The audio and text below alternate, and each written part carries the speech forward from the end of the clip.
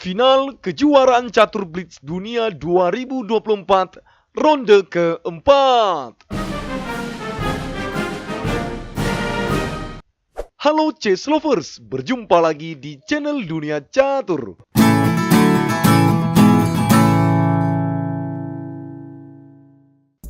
Drama catur blitz tahun ini semakin menarik.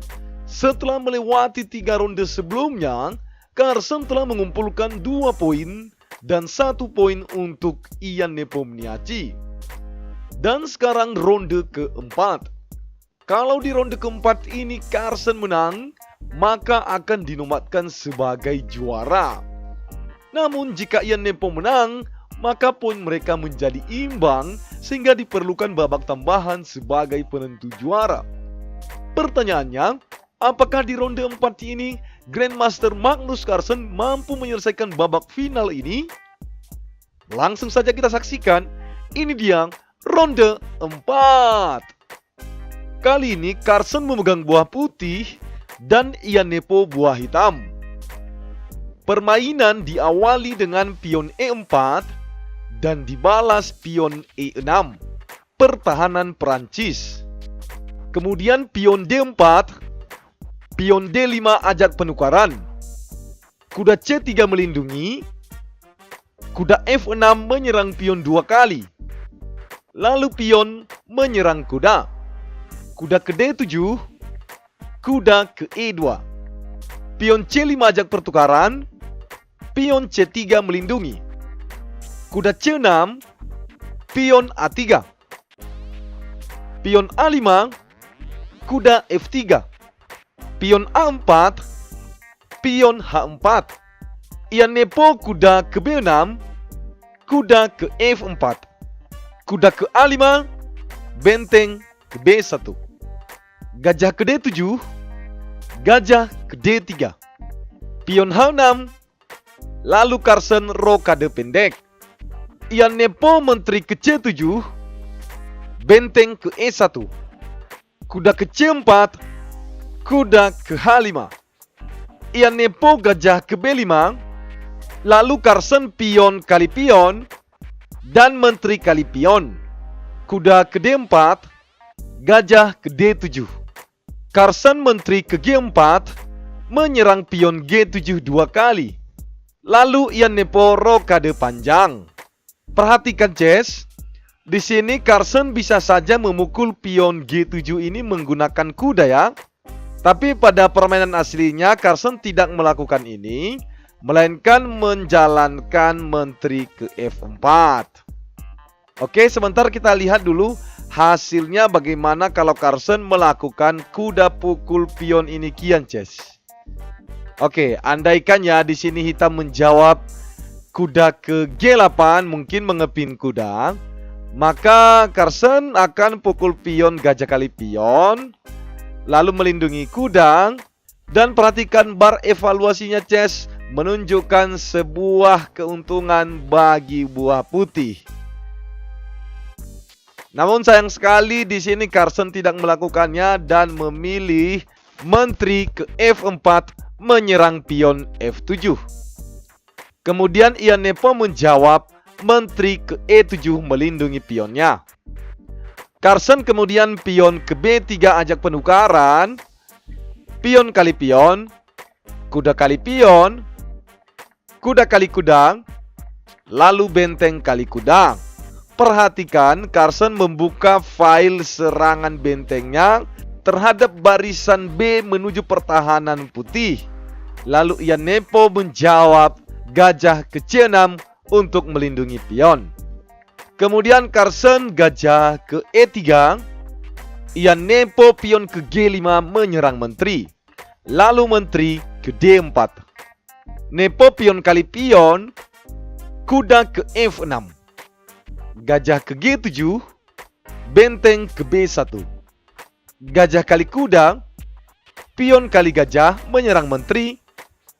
Lalu menteri ke C7. Carlsen kemudian menteri ke A7 dan dibalas benteng ke G8. Perhatikan chess, rencana hitam di sini adalah memajukan pion ini menyerang gajah lalu membuka jalur serangan gajahnya, di mana benteng menyerang raja di G2. Nah, jadi seharusnya di sini Carson mungkin bisa menjawab gajah ke F1 kian Ces untuk melindungi pion ini. Tapi kali ini Carson melakukan kesalahan besarnya, lalu menjawab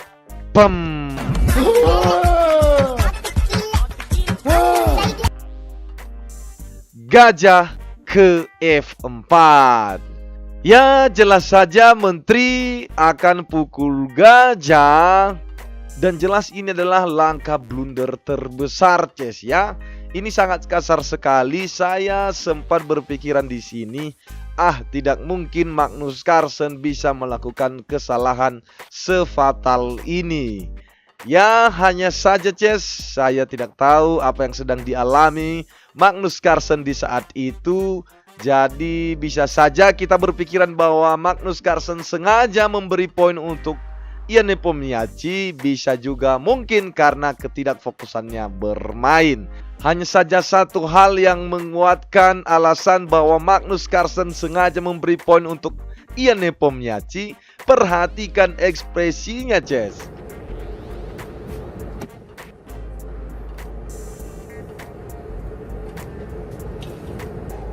Nah, di sini ketika Magnus Carlsen melakukan kesalahan, bahkan sampai selesainya akhir permainan ini, sedikit pun tidak ada ekspresi penyesalan atau kecewa ataupun marah Ces. Dimana seperti pada video-video sebelumnya, kalau Magnus Carlsen melakukan sedikit saja kesalahan, maka akan marah besar, kesal, dan kecewa. Namun di video kali ini malah menunjukkan ekspresi yang biasa-biasa saja, seolah-olah tidak terjadi apa-apa Ces. Oke?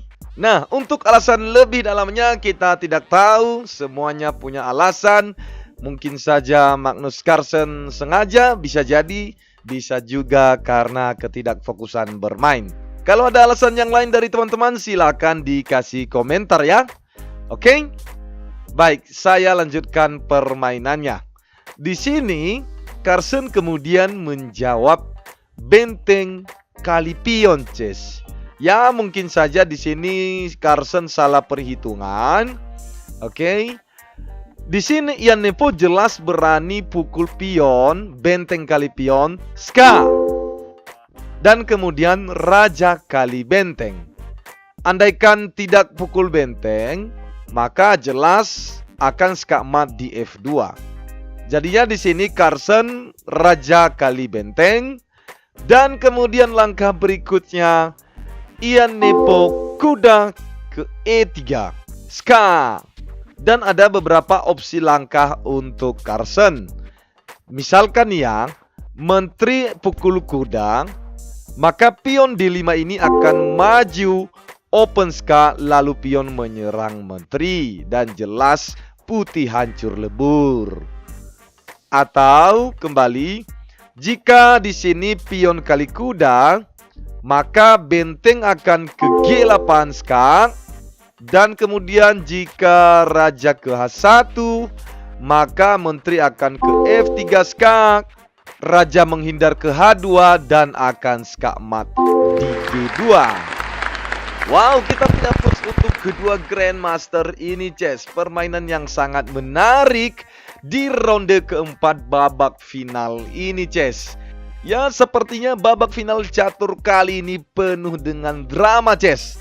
Sehingga perolehan poin 2 poin untuk Magnus Carlsen dan 2 poin untuk Ian Nepomniachtchi Ces. Oke, sementara babak final yang dianggarkan hanya 4 ronde. Dan sekarang sudah selesai ronde terakhir. Dan karena memiliki 2 poin yang masih berimbang, maka panitia mengadakan babak tambahan untuk menentukan siapa juara catur blitz tahun ini Ces. Oke, jadi Magnus Carlsen dan Ian Nepomniachtchi akan bermain lagi di babak tambahan untuk menentukan penentu juara tahun ini. Jangan kemana-mana Ces, tetap kita saksikan bagaimana ronde tambahan ini untuk menentukan siapa pemenang atau pemegang juara catur dunia tahun ini. Sampai di sini saja babak kali ini. Sampai jumpa di video ronde berikutnya. Salam Gens Unasumus.